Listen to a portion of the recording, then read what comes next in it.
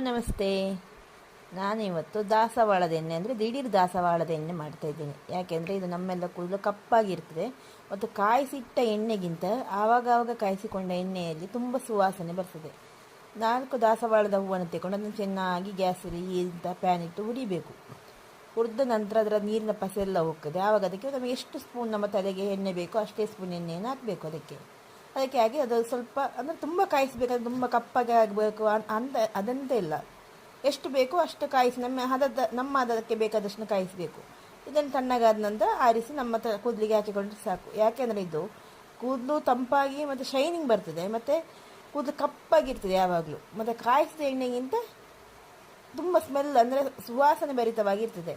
ನಾವು ಹಾಕಿದ ಕೂಡಲೇ ಕೇಳಿ ನೀವು ಎಂತ ಎಣ್ಣೆ ಹಾಕಿದ್ದೀರಾ ಅಂದರೆ ಅದು ಎಂತ ಬೇರೆ ಏನು ಬೆರೆಸಿರೋದಿಲ್ಲ, ಜಸ್ಟ್ ದಾಸವಾಳ ಮಾತ್ರ. ನೋಡಿ, ನನ್ನ ಕೂದಲಿನ ಸ್ಯಾಂಪಲೇ ನಿಮಗೆ ತೋರಿಸಿದ್ದೇನೆ. Thank you.